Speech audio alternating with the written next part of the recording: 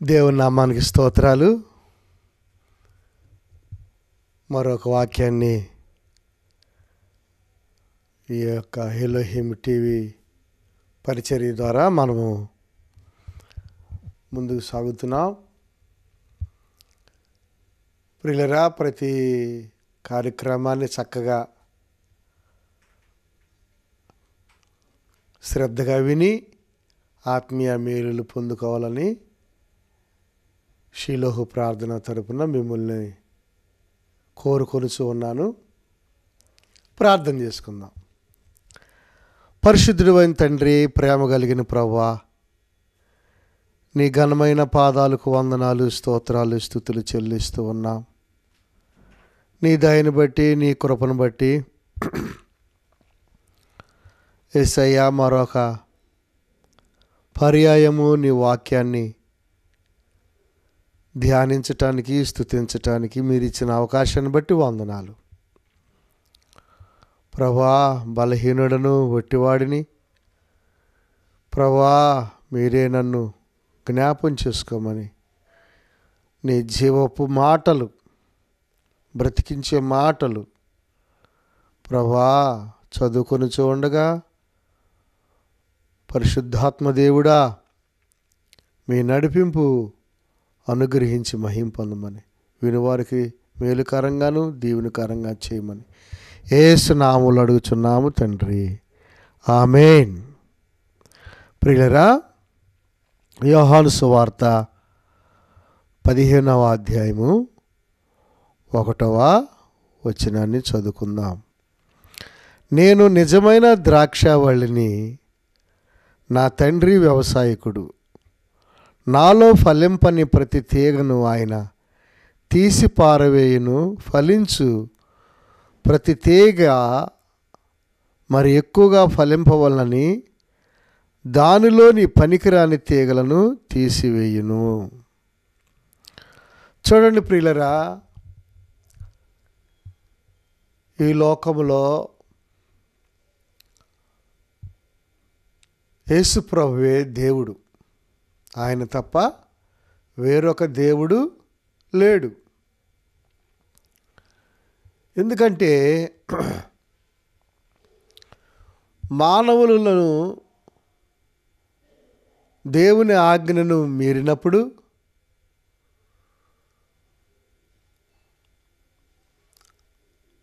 ఆజ్ఞాతిక్రమమే పాపము, పాపము ద్వారా వచ్చే జీతము మరణం. ఈ మానవ జాతి నరకానికి మరణపాత్రులై వారు వెళ్ళుచూ ఉండగా మన పాపములన్నీ ఆయన మీద వేసుకొని మరణమును తప్పించి, నరక పాత్ర నుండి తప్పించి పరలోక రాజ్యానికి, దేవుని రాజ్యమునకు మనలను ఆయన వారసులుగా చేసి ఉన్నాడు. అందుకే యేసు ప్రభువారు ఏమంటున్నారంటే, నేను నిజమైన ద్రాక్షావళిని, అంటే నేనే నిజమైన దేవుడను, ఇంకా వేరే దేవుడు లేరు. ఒకవేళ ఉన్నా అంత అబద్ధమైన దేవుళ్ళు. చూడండి ప్రియులరా, ఈ లేఖనాల్లో మనం చూసినట్లయితే నేనే అయాం, నేను ఉన్నవాడును. మోషేతో ఏమన్నాడు దేవుడు? నేను ఉన్నానని చెప్పు, నేను ఉన్నవాడును, ఆదియు అంతము నేనే. చూసారా ప్రియులరా, మానవులమైనటువంటి మనము నేనే అని మనం అనకూడదు. నేను అనే ఆ మాట దేవుడు తప్ప మనం అనకూడదు. ఎందుకంటున్నానంటే పౌలు గారు ఏమన్నాడు? నేను కాదు, నా యందు క్రీస్తే. జీవించువాడును నేను కాదు. మానవులమైన మనలో మనం వేరు, మనలో ఉన్న స్వభావము వేరు. కానీ దేవుడైతే ఆయన ఒక్కడే, ఒకే మనసు, ఏక మనసు, స్వయంమోహుడు, ఆది సంభూతుడు, మంచి దేవుడు. ఆయనకు ఒక స్వభావమే, ప్రేమించే స్వభావమే, వేరే స్వభావం ఉండదు. ప్రియులరా, మనలోనైతే రెండు స్వభావాలు ఉంటాయి. ప్రాచీన స్వభావము, నవీన స్వభావము. అందుకే ఈ నూతన సంవత్సరంలో ప్రియులరా, మనము ప్రాచీన స్వభావాన్ని తీసివేసుకొని నవీన స్వభావాన్ని మనము ధరించుకోవాలి. దానిని నూతన జన్మ. గమనించండి ప్రియులరా, నూతన మనసు, నూతన తీర్మానము, నూతన సమర్పణ. ప్రభునందు ప్రియ దేవుని పిల్లారా, గమనించండి.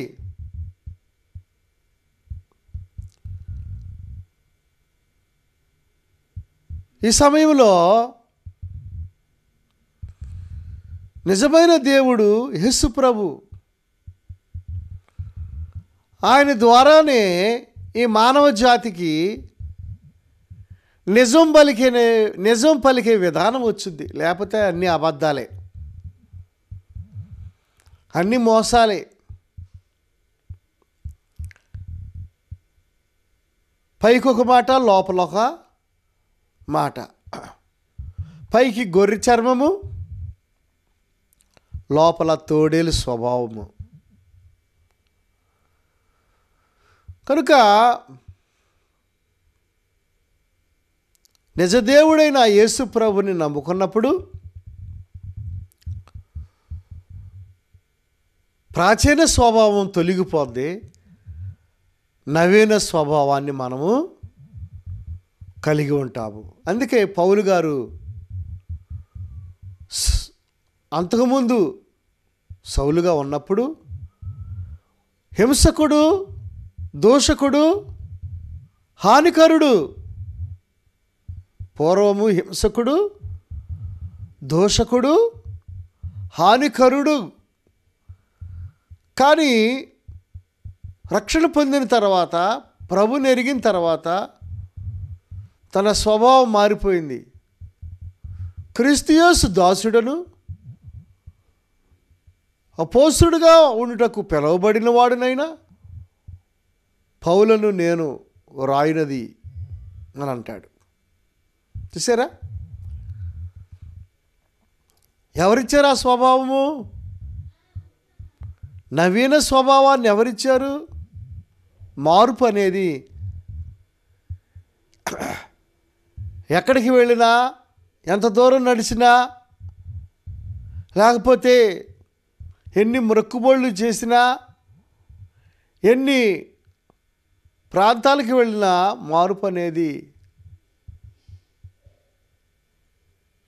రాదు ప్రియులరా. యేసు రక్తము ద్వారా కడగబడితేనే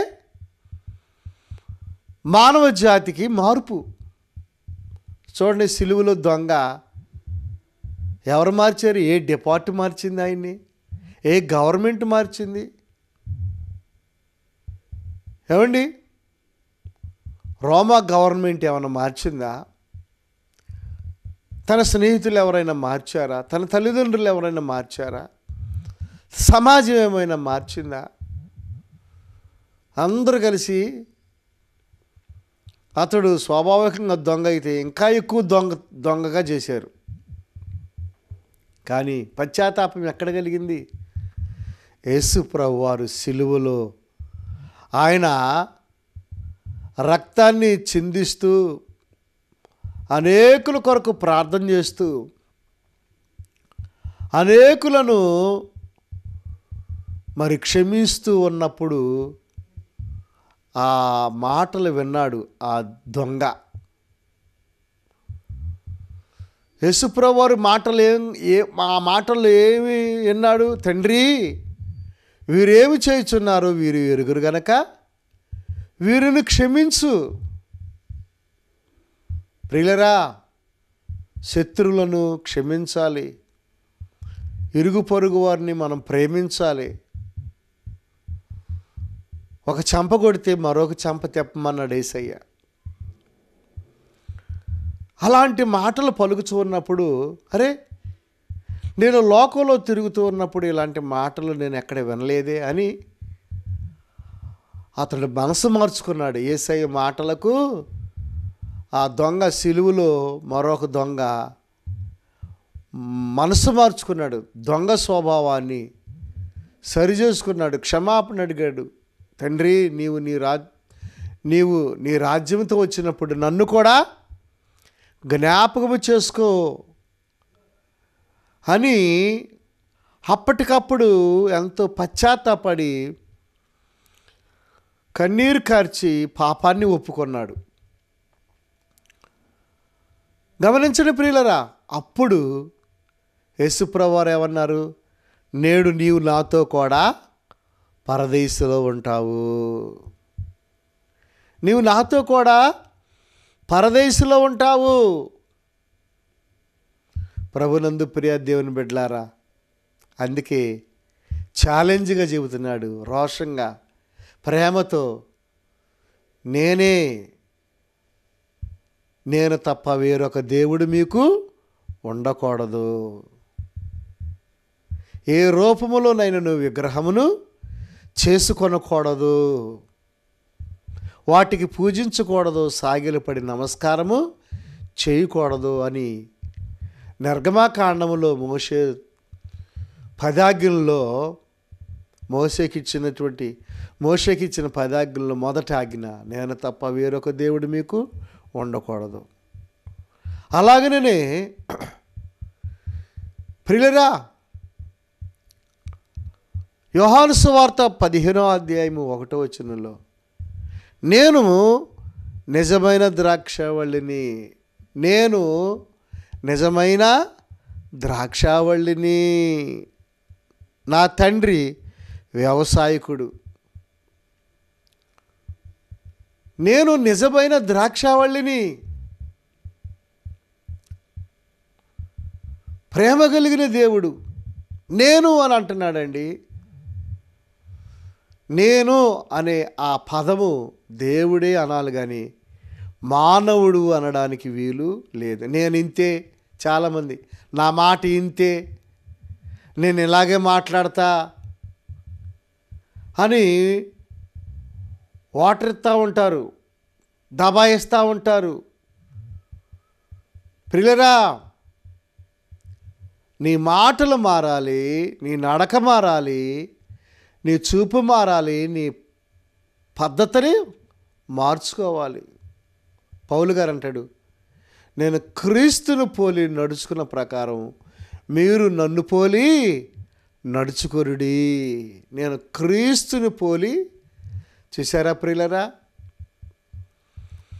నేను క్రీస్తుని పోలి నడుచుకునిచున్నట్లు మీరు నన్ను పోలి నడుచుకొనుడి.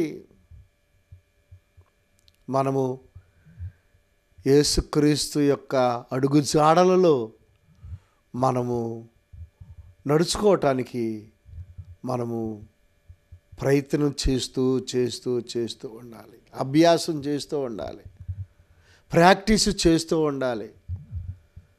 ప్రియులరా, స్కూల్లో పిల్లలు టీచర్స్ చెప్పిన పాఠాలు మరలా హోంవర్క్ ఇస్తారు ఇంటికి. పిల్లలతో అంటారు టీచర్సు, మీరు ఇంటికి వెళ్ళి హోంవర్క్ చేయండి. అలాగనే ప్రియులరా, మనం వాక్యం వినొచ్చి మందిరంలో ఇంటికొచ్చి దానిని ప్రాక్టీస్ పడతా ఉండాలి. అక్కడ విని ఇంటికొచ్చి హోంవర్క్ చేసుకొని టీచర్ చెప్పినట్లుగా చదువుకున్న వాళ్ళు మంచి మార్కులు సాధిస్తారు, వాళ్ళు ప్రయోజకులు అవుతారు. గమనించండి, మనం కూడా చర్చి నుండి వచ్చి బైబిల్ ఒక పక్కన పెట్టి మన ఇష్టానుసారంగా మనం బూతులాడుతూ, సీరియల్ చూస్తూ, సినిమాలు చూస్తూ, మనం ఇష్టం వచ్చినట్లుగా మనము అబద్ధాలు ఆడుతూ ఉన్నట్లయితే ప్రియులరా, దేవుడే మాత్రం కూడా మెచ్చడు. వాళ్ళు ప్రయోజకులు అవ్వలేరు. కనుక యేసయ్య నిజమైన దేవుడు. నేను నిజమైన ద్రాక్షావళిని. చూడండి, ద్రాక్షకాయలు ఎంత మధురంగా ఉంటాయో, అవి ఎంత ఆరోగ్యము. నేను నిజమైన ద్రాక్షావళిని. నేను మరొక వ్యక్తి గుర్తుకొస్తున్నాడు. ఎవరంటే ప్రియులరా, నెబుకద్నెజరు. బబులోను దేశానికి రాజు ఎవరో నెబుకద్నెజరు. ఆయన కూడా ఇదే మాటలో అన్నాడు. ఏమన్నాడంటే, నా బలాధికారము, నా యొక్క జ్ఞానముతో ఈ సామ్రాజ్యంలో ఉన్న కట్టడాలు కట్టించి తిని నేను కట్టాను, నేను ఎంత గొప్పవాడినో అని తన్ను తాను హెచ్చించుకున్నాడు, గర్వించాడు. తన మనసులో అనుకొనుచు ఉండగా, ఏమండి, దేవునికి ప్రాముఖ్యత ఇవ్వలా. చాలామంది ఈ దినాల్లో నా చదువు, నా ఉద్యోగము, నా యొక్క తెలివితేటలతో నేను నడుచుకుంటున్నాను, నాకు దేవుడు అక్కర్లేదు, దేవుని వాక్యంతో నాకు పని లేదు, మందిరంతో పని లేదు, ఆరాధనతో పని లేదు అని ఎంతో గర్విస్తూ ఉంటారు. సహోదరుడా, సహోదరి, నెబుకద్నెజరు అలాగే మనసులో అనుకుంటున్నాడు. ఏమని? ఇది చూసారా, నేను ఎంత గొప్ప కార్యాలు, గొప్ప పనులు చేశాను అని తన మనసులో అనుకుంటూ ఉండగా ఏ స్వభావం వచ్చింది? ప్రియులరా, పశువు స్వభావం వచ్చింది. అరణ్యంలో ఉన్న పశువుని పోలి ప్రియులరా, ఎప్పుడైతే అలాగని అనుకున్నాడో మనసులో,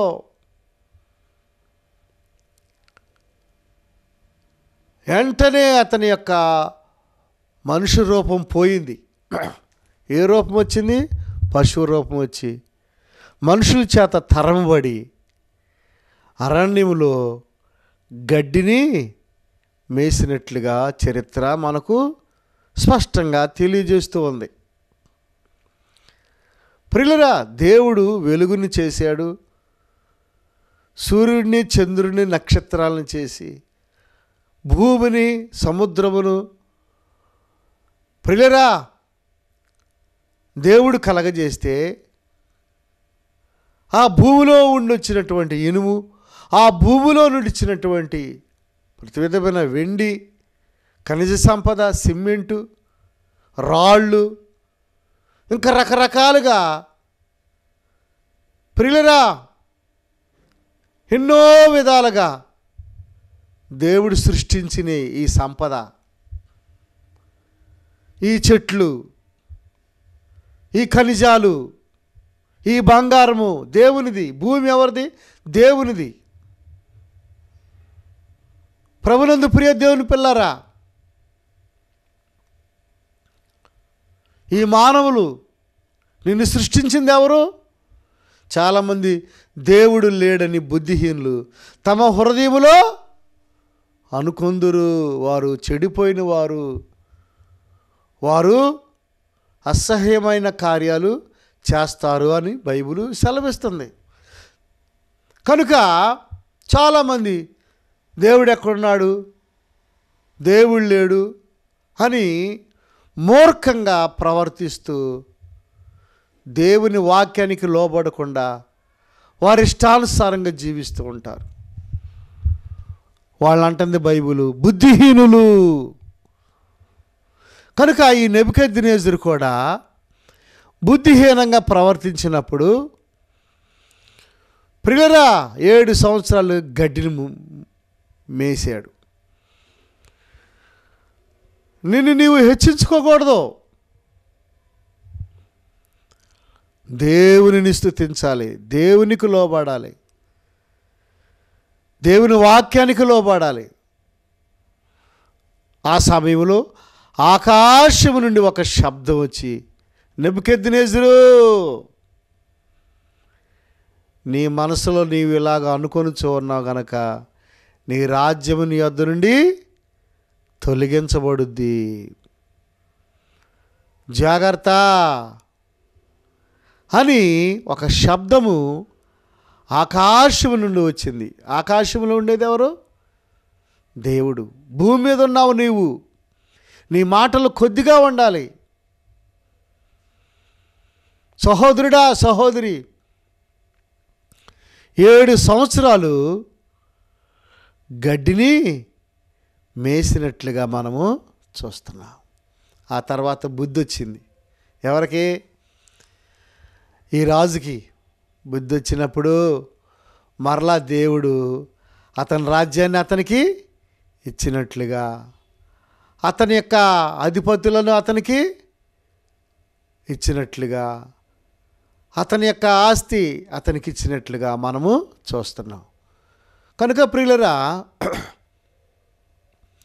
నేను నిజమైన ద్రాక్షావళిని. దేవుడు అనాలి, నేను అనే మాట. మానవులు అనడానికి వీలు లేదు. అలాగన మానవులు అన్నట్లయితే వారు నష్టపోతారు, వారు దెబ్బతింటారు, వారు ప్రయోజకులు కాలేరు అని దేవుని యొక్క వాక్యము సెలవిస్తుంది.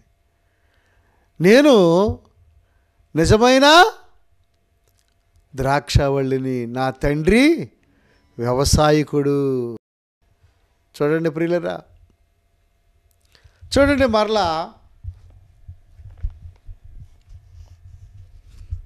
కొన్ని వాక్యాలు మనం చూసినట్లయితే యోహాను సువార్త 15వ అధ్యాయము 1వ వచనంలో మనం చూసినట్లయితే, నా తండ్రి వ్యవసాయకుడు, తండ్రి అని సంబోధిస్తూ ఉన్నాడు. ఒకసారి శిష్యులు అడిగారు, అయ్యా తండ్రిని చూపించాయా అంటే, ప్రియులరా యేసయ్య ఏమన్నారు? నన్ను చూస్తే తండ్రిని చూచినట్లే, నన్ను చూస్తే తండ్రిని చూసినట్టే. నేను తండ్రి ఏకమై ఉన్నాము. తండ్రి, కుమార, పరిశుద్ధాత్మ, ఏక దేవుడు.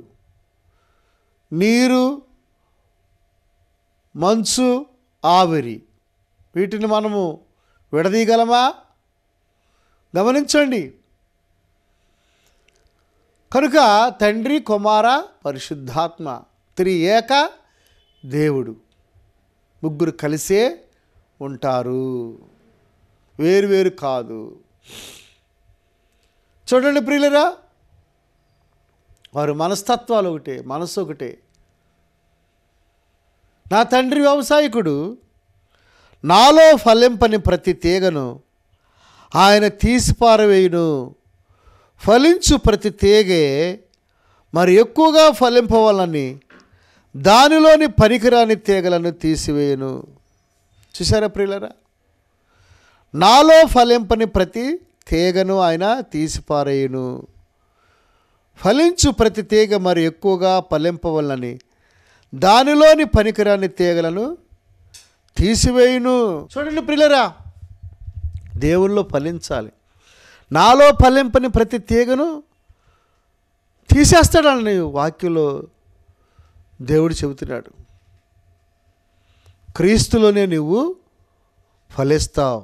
ఆయనే చెప్పారు ప్రభు, మీరు ఫలించి అభివృద్ధి పొంది విస్తరించండి. ఆత్మఫలాలు, వరాలు, ఆత్మీయంగా నీవు ఫలించాలి. పనికిరాని తీగలు ఉంటాయి, కొన్ని అవలక్షణాలు ఉంటాయి. పనికిరాని తీగలు, నేను భక్తిపరుడిని, నాకు అంతా తెలుసు, మీరు చెప్పక్కర్లేదు అనే మాటలు అప్పుడప్పుడు వస్తూ ఉంటాయి. వాటిని కూడా మనము తీసి పారేస్తే మరి ఎక్కువగా మనము ఫలిస్తాం. సహోదరుడా, సహోదరి, ఈ మాటలను నువ్వు అంతరంగంలో పెట్టుకో. దేవునికి లోబడు, యేసయ్యకు లోబడు. దేవుడి కొద్ది మాటలో దీవించునుగాక. తలలు వంచండి, కళ్ళు మూసుకోండి, ప్రార్థన చేసుకుందాం.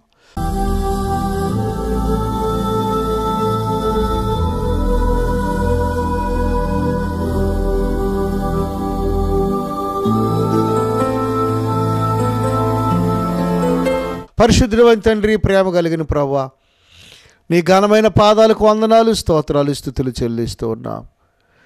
నీ కృపను బట్టి, నీ దయను బట్టి యేసయ్యా, ఆశ్చర్యకరుడా, ఆలోచనకర్త, బలవంతుడైన దేవుడా, నిత్యుడగు తండ్రి, నీ పాదాలు పట్టుకుని అడుగుచూ ఉన్నానయ్యా. చెప్పబడిన మాటలు ప్రభా ప్రతి ఒక్కరు హృదయంలో ఫలింపచేయండి. నువ్వే నిజమైన దేవుడు నాయన. అయ్యా, ప్రేమ కలిగిన దేవుడు నాయన, జాలి కలిగిన దేవుడు నాయన. నీ మాటకు లోబడి జీవించేవారుగా మేమందరం ఉండడానికి, నీ ఆజ్ఞలు పాటించేవారముగా మేము ఉండడానికి సహాయం చేయండి. వినివారికి మేలుకరంగానే దీవెనకరంగా చేయమని, సహవాసాన్ని దీవించమని, షిలోహి ఎవాంజలికల్ ఫెలోషిప్ను సహవాసాన్ని ఆశీర్వదించండి. అలాగే ఎలోహిం టీవీ పరిచర్ను కూడా దీవించు ప్రభువా, ఆశీర్వదించండి. యేసు నామములో అడుగుచున్నాము తండ్రి, ఆమేన్. తండ్రి ప్రేమ, కుమారుని కృప, పరిశుద్ధాత్మ సహాయము కూడి ఉన్న మనకు సకల పరిశుద్ధులకు సదాకాలం తోడైండునుగాక. ఆమేన్. God bless you. దేవుడు మిమ్మల్ని దీవించునుగాక.